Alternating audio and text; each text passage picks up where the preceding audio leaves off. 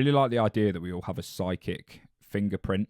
So we've all got this uniqueness about us, this unique source of inspiration or creativity that makes you a human, that makes you an individual human, separate to everyone else. Everyone's born with this uniqueness. We're all slightly different. Our genetic code of how we've been replicated is never going to happen again. Like, we are never, me as I am and you who is listening, is never going to replicate in society again.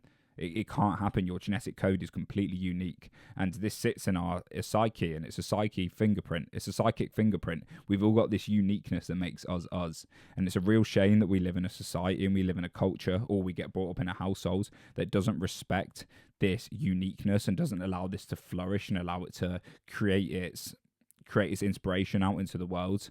And because we live in a system of materialistic gain, or we live in a society that represses certain emotions and promotes certain promotions, from a young age we learn to disconnect away from this uniqueness and to create adaptations and to create behaviors and perceptions that try and get attention and try and get love and validation, instead of actually allowing the uniqueness of what we are to flourish out into the world. And what happens is, when you start doing the inner work, when you start trying to come back to this uniqueness and trying to get in touch with who you actually are, try and get in touch with your soul, whatever that unique creativity is, when you come back and you try and get in touch with that, you will find that you feel very disorientated, because there's a world that's trying to take you away from that, and you're trying to allow it to flourish. And so there's a disconnect between the external world and the society we live in, and the parental household, or wherever it is. Your environment is actually trying to suppress the thing that your inner core wants to bring out into the world, and they can feel a massive disconnect. And it takes a couple of years. It takes maybe 10.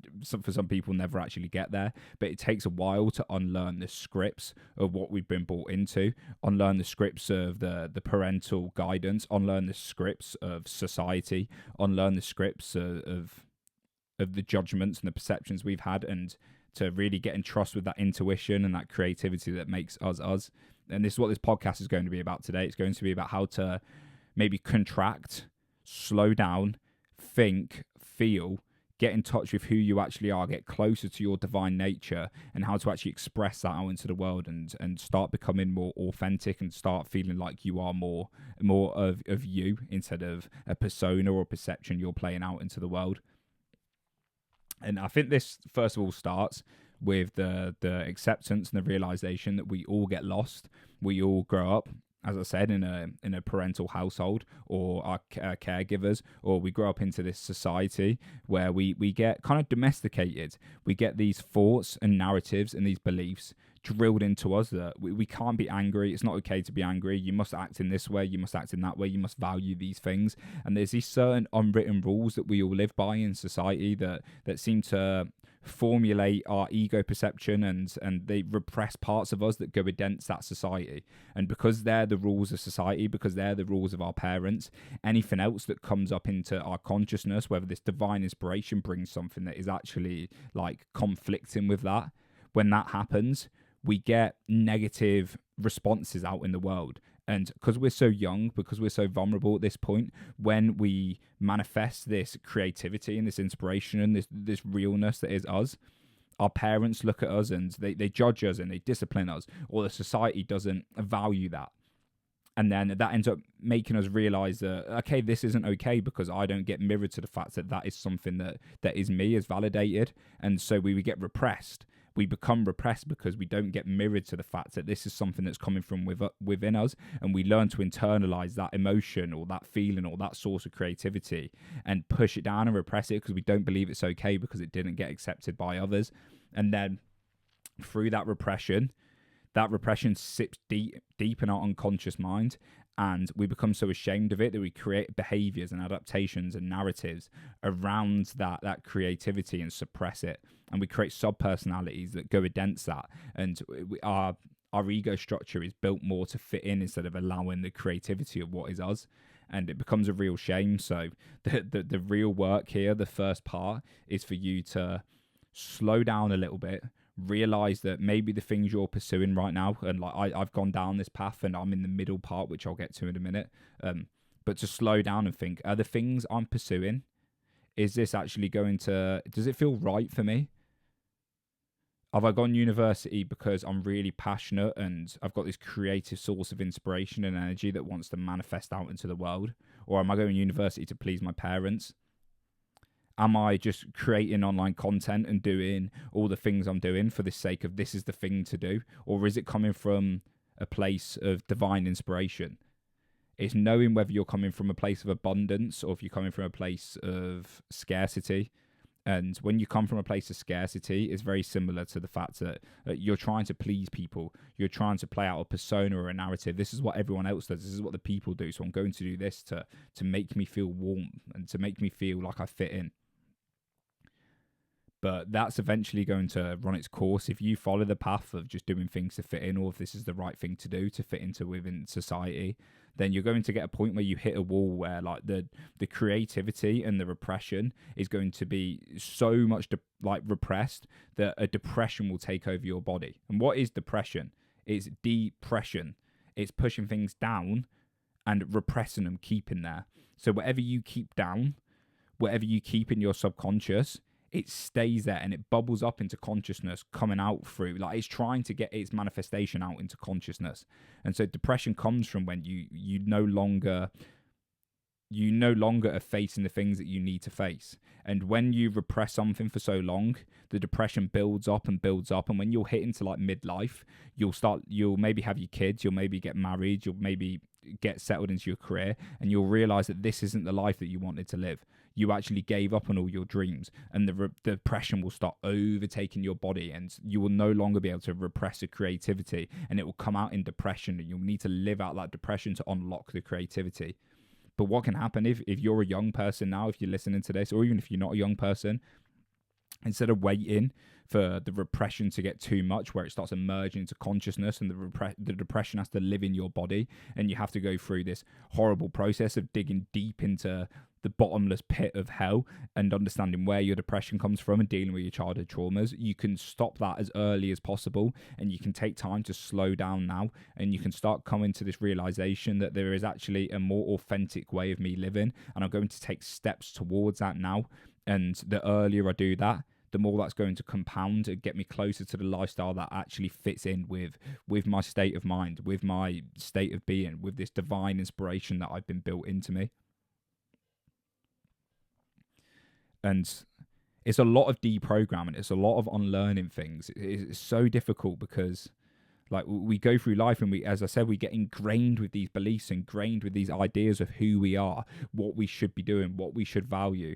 And this is what this is like Socratic questioning. This is what Socrates was doing like 4,000 years ago. He was walking around ancient Greece and he was asking people why they did things. Why did they value certain things? Why is this deemed common sense? And he was questioning and questioning and questioning. And with that questioning becomes a curiosity and becomes an understanding of, wow, I'm actually not living out the source of creativity that's within me. I'm actually living out other people's paths. So what you want to do is you want to start questioning your life. Start becoming aware of how you actually feel in your day. How does that job that you've so attached to, that it's going to be your career, how does that actually make you feel? Do you feel like you've just gone down this path for the sake of providing your family, or for the sake of a career, for the sake of material pursuits?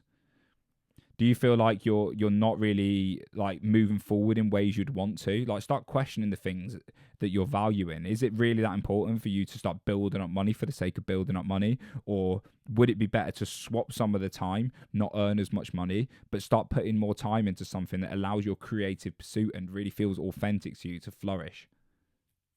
Start questioning these things. The questioning is so important because an unexamined life is a life not worth living.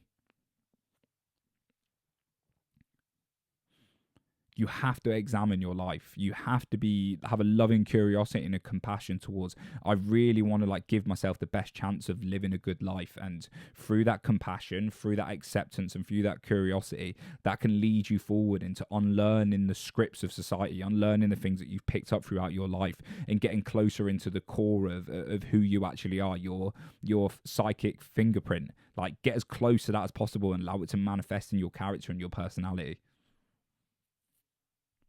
And we live out these ego perceptions and these ego formulations. And it could be from when we were a child and we had this like wild curiosity for, I don't know, like wild animals or something really niche, or was just really interested in something. We was always like playing like crime games, or we was always like pretending to play with swords or something. I don't know, whatever you was doing as a child, whatever you was interested in. And you never felt like that was okay, because like your parents would never play with you and you'd always get called weird at school, and then you felt like you had to suppress that part of you to then pretend to be someone else. And that part of you now is so repressed in you that you forgot that was actually part of you. And now you're just living out personas, you're living out performances of someone who you want to be, someone who might get respect, someone who might get validation, someone who might get status out in the world. And you chase that status game, you chase a status game at the cost of your own enjoyment of life. And then you get stuck in the productivity race. You're like, I need to be productive, I need to earn money, I need to do this, and I need to do that. And all of it's just taking you further and further away from the person you actually want to be. And just because this is a societal thing, just because you look around and there's so many people living out repressed lives, so many people who are living out lives that they don't want to live, and they know that this is not what they want to do for the rest of their life, but they feel like they're stuck. Just because people are doing that, it doesn't mean you have to do that. You can tap into your core nature, you can unlearn the things that you've learned, and you can get into the core of who you are, and you can start living a life more of a spontaneity and intuition, and something that feels more right for you. And it all starts with introspection. It all starts with the questioning and the being able to feel of, how does my life actually feel? Does it settle well with me that I'm working this Monday till Friday job and I hate it? And now I go out every weekend drinking and partying, but I just don't feel right. Or now I've got a family to look after. And does that settle right with you? And really like feel like, do you want more from your life? Is there something different that you want? It doesn't have to be more money. It doesn't have to be more status. It doesn't have to be creating something. It might just be, I want to be able to enjoy my life more. I want to be able to enjoy my work more. I want to be able to actually like do something that feels meaningful in my life, and figure out what is that thing. Like, where does your life feel weird and where could it feel better? But we become so repressed. We become so repressed that we actually forget what we actually enjoy and what we actually like. And there needs to be, this is the part I'm in now, right? And I'm starting to come out of the other end, which is really nice. I'm starting to get to a point where I'm learning what my life actually wants to look like and how I can take steps towards that. And I understand it's going to be a process, it's going to be a journey, but I feel like I'm starting to live more authentically me, and I can feel it in like my energy. I can feel it with my curiosity. I can feel it with my passion. There's things that I can't not think about. There's things that I always want to do, because they're things that are naturally coming from this curiosity and this inspiration inside of me. It's like this podcast, it's like my reading with psychology, it's like my training. All of it's coming together nicely because it feels like it's coming from an authentic place, instead of what I was doing before, where I was doing things out of trying to improve myself so I could get more status, and trying to improve myself so I didn't have to be anxious and didn't have to be depressed anymore. The repression of all the feelings and energies in my body was making me do things habitually and making me doing things out of a hatred for myself instead of an actual loving compassion. And so if you've got anxiety right now and you feel like, I need to eat healthy and I need to work out because I can't socialize with people and I want people to think I'm cool and I want people to look at me in a certain way, or you've got depression and you feel like you have to do things to not let yourself depressed, I would say paradoxically what you actually have to do is realize that the depression is indicating something within inside of you. The anxiety is indicating something within inside of you, and you need to be able to sit in the swampland of that depression, the swampland of that anxiety, sit within it and understand what it is. What is that depression protecting? What is that repressing? What is that anxiety trying to tell me to do? What task am I avoiding? You need to be able to sit with the emotions. You need to be able to sit with the anxiety, sit with the depression, sit with the feeling of disorientation in your life, and understand where it's coming from and how can I transmute this into something that benefits my life. But you need to be able to accept the emotion, accept the feelings, accept the facts of where you are, to transform it. It's like in alchemy, that's what they would do. They would turn something positive, negative into a positive, and that transformation of a negative into a positive comes from being able to sit with the negative, realizing that it's protecting something, realizing the emotion is protecting you, it's helping you, and it's indicating that something needs to change, and then transform that into a change out into the world, into your life. And then have something of inspiration in your life. So the questioning is important, and yeah, this next step is really interesting. So the step I've been in for the last like year and a half is, you can kind of call it a bit of apathy and a bit of like laziness, to the point where like I've not felt like I wanted to train that much. I've not felt like I wanted to do the podcast or actually pursue a career, because I was unlearning who I was trying to be. I was trying to portray this Alex Rogers out into the world. I want to be successful, and I want to be rich, and I want to be sleep with all these women, and that's what my mindset was, and I was playing that out in the world. But as I started meditating more, as I started asking myself more of these questions and becoming more introspective, I was realizing that this ego pursuit, these goals of the ego, these goals of these repressive characteristics of me, are actually so inauthentic that it's taken me down a path that I don't want to go towards. And the reason I was getting depressed trying to portray that persona was because that I wasn't living authentically with who I was. And so I had to stop. I had to stop everything I was doing. I had to slow down, and I had to unlearn all of them adaptations, unlearn the desire for them goals, unlearn the perceptions around how I see the world. And I had to actually sit in the depression, realize why I felt depressed, why I felt anxious. And through sitting still for a while, it was about a year and a half where I've not really done anything. And through sitting within that, I allowed the creativity, and the stillness allowed for me to process all the perceptions and let most of them go. And now there seems to be this thing emerging within me, which is this form of creativity, this form of actual responsibility of something that I want to do. And it's the process of expanding and contracting. And it's trusting the process of, you're going to expand, you're going to get to a point where you realize that you no longer want to expand, and you're going to contract. As the breath comes in and out, as the universe is getting to the point where it's expanding, it's going to get to a point where it contracts. Everything in the universe, everything in the mind expands and contracts. And your life is the same. So you grow up, and you're expanding out into the world, you're expanding your awareness, you're expanding your ego, you're expanding who you are as a person. And then you get to a point where you develop, maybe you're 21, 25, whatever it is, and you're like, I no longer want to carry on this path. I no longer want to pursue this version of me. I no longer want to play out this expansion that's happening. And then you learn to contract and come inwards. So you go out into the world, you gain experience, you live out narratives, and you get experience pretty much. And then you get to a point where you're like, these experiences that I'm living, these adaptations that I've adopted, these behaviors, this sort of person I am, I don't want this to carry on, I don't want this to continue. So now it's time to contract and unlearn what I need to unlearn, keep what is helpful for me, and then come inwards and allow for a new state of expansion that's full of curiosity and love instead of insecurity and anxiety. I feel like when we're younger, especially when we're especially when we go through our teenage years, the expansion of our ego, the expansion of who we are as a person comes from a very insecure place. A lot of us don't get the perfect upbringing. Quite frankly, no one gets the perfect upbringing, and through that becomes childhood trauma, and there becomes a lot of insecurity and anxiety. And as we expand with the insecurity and anxiety, and the insecurity and anxiety expand with us. They expand into our character, they expand into our ego. The depression expands in us. And eventually you get to a point where maybe that becomes too much. Maybe you're so fed up of who you are as a person, you're so fed up of your life, you're so fed up of feeling anxious, feeling depressed, that there needs to be this state of contraction. There needs to be this coming inwards, this internal work, and this unlearn of the emotions, this willingness to feel the emotions, this willingness to be able to sit with depression, and sit with the anxiety, and sit with your own mind, sit with who you are as a person, and come inwards, and then breathe out again. And that second breath out, I feel like it's the second passage of life. And this doesn't mean that you have to be in the middle stage of your life in terms of a middle age. There comes a point where you get fed up of the person you are. You get fed up of holding on to the beliefs and narratives that have got you to where you are. You want to let go of your childhood trauma. You want to let go of all the other stuff that has got you to the position you're in now.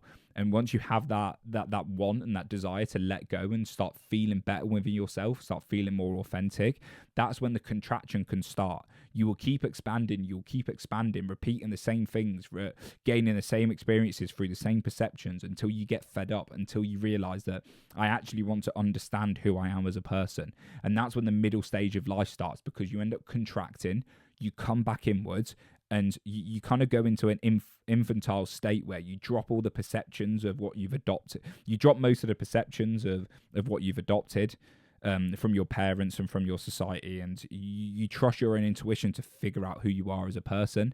And this might take for me, it took a couple of years to come inwards and to sit with myself and to not make much progress in certain ways, but to develop an introspection and to get healthy and to do these things. It was a real self-compassion, and it was a contraction. And then finally I feel now comfortable with my own path. I feel comfortable with the fact that I don't feel like I need to pursue things for status, or I don't need to pursue things to the level of like fame that I wanted to, or to get the riches that I wanted to. I'm now more bothered about being deliberate with creating a lifestyle that suits me, and I'm more happy within myself to the fact that I can open myself up to a relationship. Like I've got a relationship in my life that I never would have had, and this came from understanding and holding a container for me to contract and come inwards. I now feel a lot more confident in social situations. I don't feel like I need to prove things to people. And that comes from this introspection of like contracting and coming inwards and examining my own life and examining my own brain, examining my body, examining my health, my traumas. And once you do, I would say I'm about 60% there. And once I reckon you get to about 80%, that's when a big expansion can happen. That's when you can go out into the world and you can really allow that authenticity and that inspiration to bounce out into the world and to create its own compounding effect, because then it comes from this real power of God's creative force, this psychic fingerprint that's in you that can then have its full manifestation out into the world without you second guessing yourself, without you like constantly being anxious or depressed and like self-sabotaging. You need to deal with the blockages which are preventing this divine inspiration from happening. And as I said, it first starts with you got to a point where you're so fed up with how your life is. You're so fed up with how depressed you are that you realize something needs to change. And when you realize that, when you truly get this understanding of, and you make the commitment, it's like, I don't care how long this takes me. I don't care how slow the process is going to be. I'm going to come inwards now. I'm going to contract, and I'm going to sort out the clutter in my mind, the chaos in my mind. And I'm going to create some sort of order and some sort of structure in my mind where I can feel more comfortable within myself.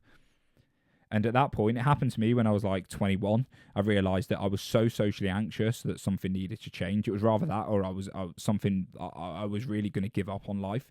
It was rather something changes and I start looking after myself. I pull myself away from my friends. I pull myself away from the social situations. I pull myself away from my own incessant thoughts, and I become a bit of a hermit, and I learned to contract and spend time with myself. And I was like, right, I'm going to make a real commitment to start reading about psychology more, about going to the gym and getting healthy. I'm going to allow myself to have time to be still. I started meditating like 30 minutes a day to an hour a day, sitting with my mind, seeing who I actually am. I was fed up of living this persona. The performance ran out of fuel.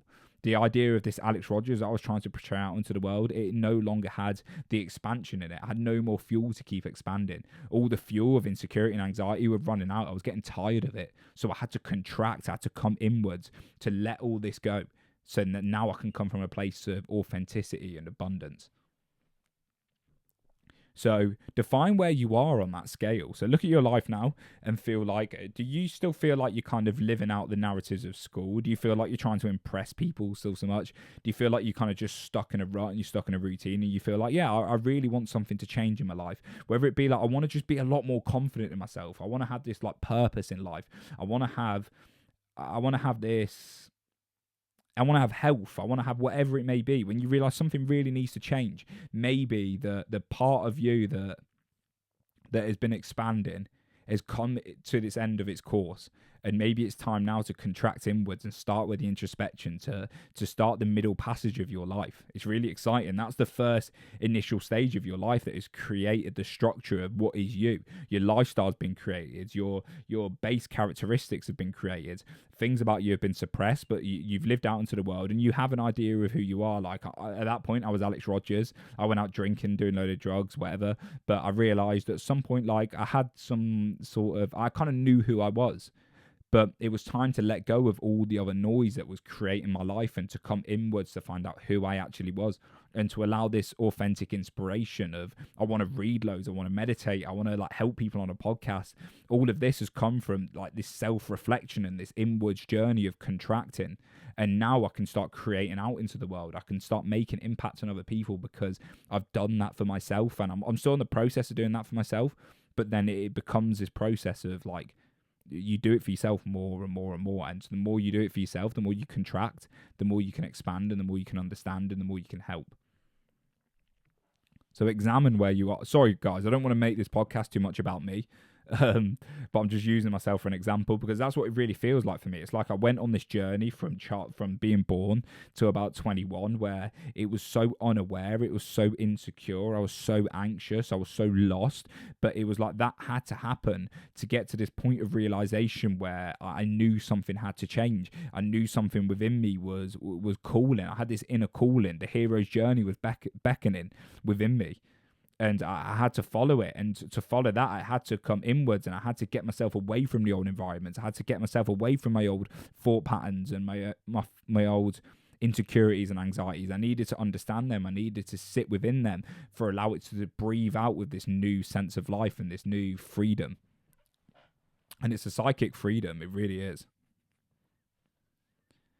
So how do we start this process? Like, so as I said before, Socratic questioning, like really just like examining your own life. But like, what can you start doing? And I firstly think that if you're unhealthy right now in terms of like your physical health, it's going to be really hard to make any change, guys. Like you're fighting an uphill battle, and even if you want to contract and come inwards and start understanding yourself, the physical body is what carries the mental. Like this is the material vehicle that it carries us through the world. And if you're not looking after that, it's going to make every step increasingly harder. It's going to make every time you wake up, you're going to wake up tired. If you're poisoning yourself, you're not allowing yourself the container to actually look after yourself. And so for me, like, I think anyone's journey, it really does start with just looking after your physical health. Like even just putting an importance of, I'm going to start sleeping better. I'm going to start eating healthier. I'm not going to go to like the servo all the time, like the service stations. I'm not going to eat meal deals every day. I'm not going to like give myself a pat lunch. It's got chocolate fingers in and all this stuff. Like if you're poisoning yourself, you're just ruining your chances of having a better life and feeling good within yourself. Like it really starts with a self-respect and a choice of, I'm going to make my life better by getting healthy.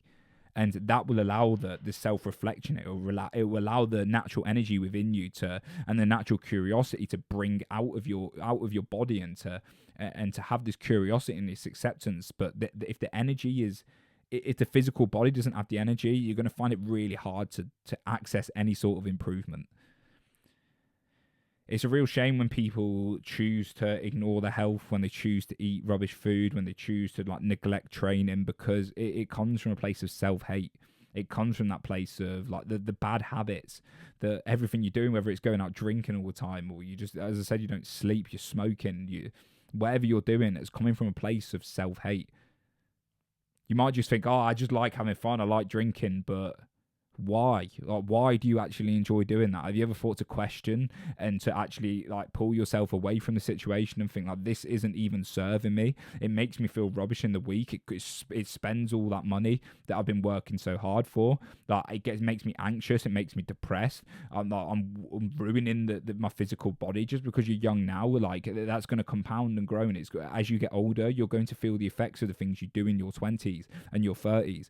So show some compassion for yourself, show some self-respect.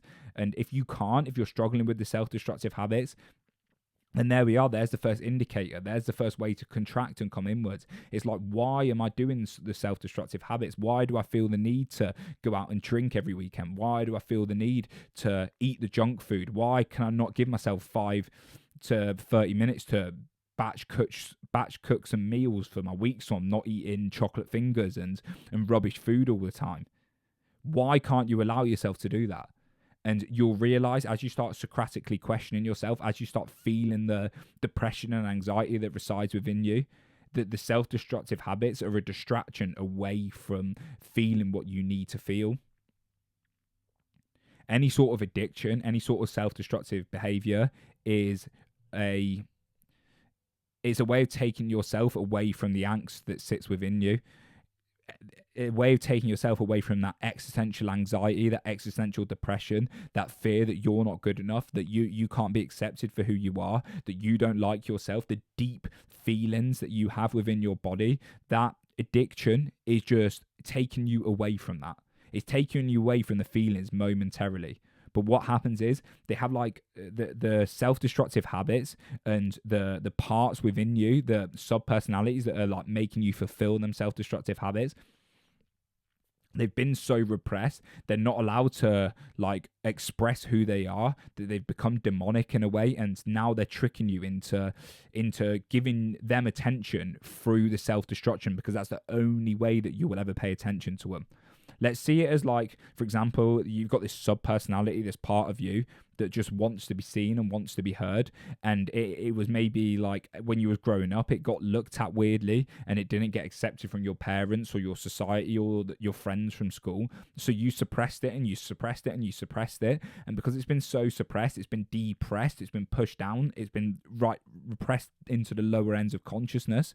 Now it's working beneath your conscious awareness, so you can no longer regulate it. We can only regulate what we're consciously aware of. When you suppress things so much, they work under your conscious awareness and they come out in your habits, and they become demonic because they're so down below, because they're so in the pits of hell, let's say.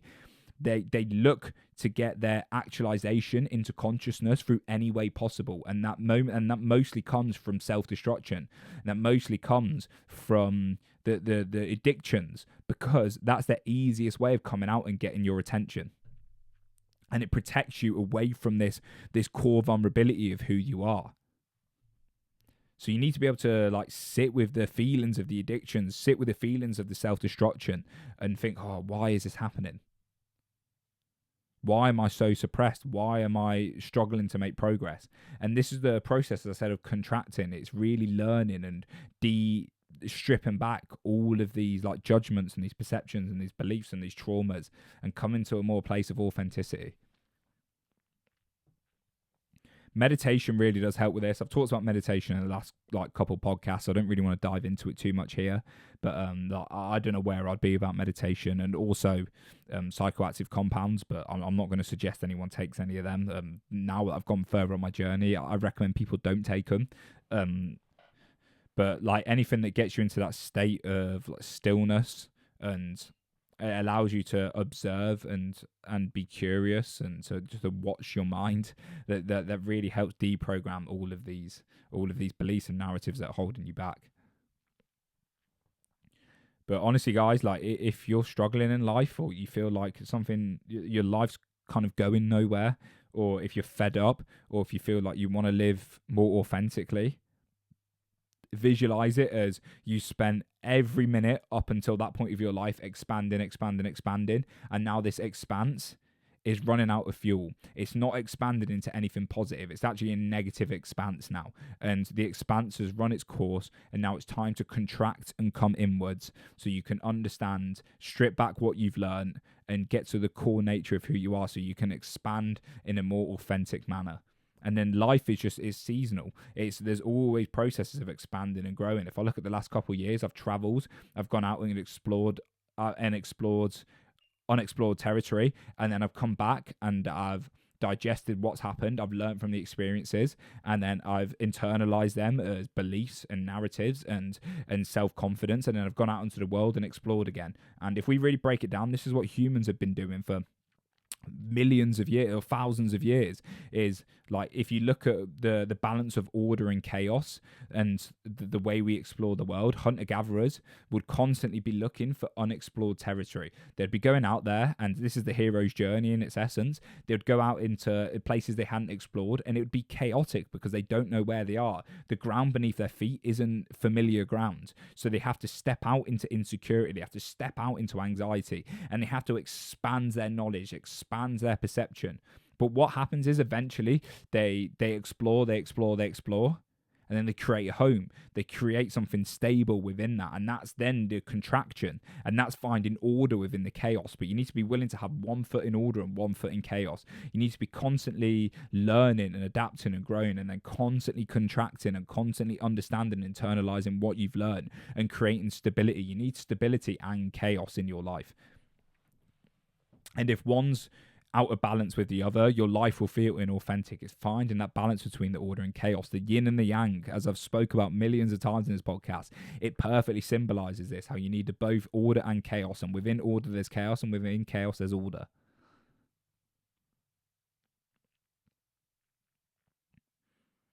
And this is, I know this isn't the most practical episode, guys, but I also think like the practicality of things sometimes can take away from the philosophical, like,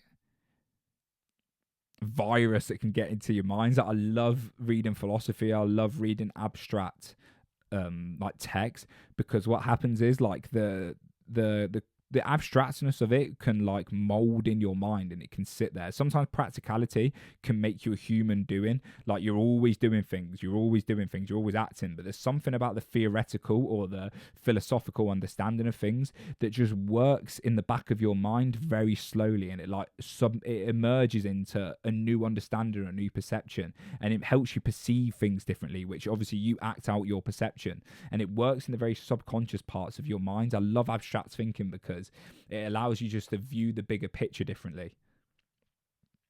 And the more you can view the bigger picture, the more you can get the small parts of your life and band them into one big picture. The more expansive you can understand things, the better the subcomponents can come into this one coherent understanding of the expansiveness.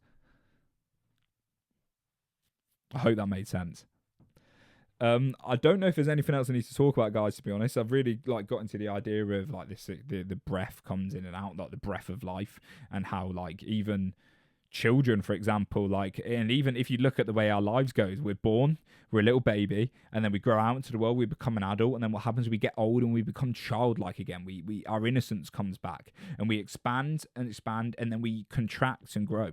And so we come from this place of nothing. Like when we're in the uterus, there's no conception of who we are. We're in the womb of our mother, and we are just pure blissful being with something that is unicity. It's one with the universe. We get brought out into this world where we're scared, we're anxious, and we have to grow and expand our ego, grow and expand into life, and the breath of life goes out and out and outwards. And then we get to a point where then that all starts caving in again. Our body starts deteriorating. Even the body grows and then deteriorates. Everything expands and grows. Plants grow and then die. Trees grow and then die. Everything expands and then everything contracts. It's a universal law. And the parts of your life, the parts of your psyche are all the same. Depression has to expand before it compresses and goes. And that's the true essence of feeling things. To feel things makes them more. It makes them bigger because they get their full expression. But once you allow things their full expression, they naturally, due to the state of entropy, things deteriorate and they dissipate. It's like if you've got anxiety, the best thing you can actually do is feel the anxiety as much as possible. Feel the depression as much as possible. Because the more you can allow yourself to feel things, the more the natural acceptance of life and the more the natural nature of emotions and feelings and atoms and everything flux, it dissipates. And that didn't make any sense. The more you allow yourself to feel things, the more you allow the natural energy to come up into your body, the more it will play its course, and the more it will come, and then the more it will go. And as I said, it's the life and death cycle. Everything breathes out, and then everything contracts. Thank you very much for listening, people. I think that was 40 minutes of some philosophical understanding, philosophical waffle. I hope that was helpful. It wasn't as practical as it normally was, but I think it was it was an interesting episode for me to record. And yeah, I'll see you all in the next video.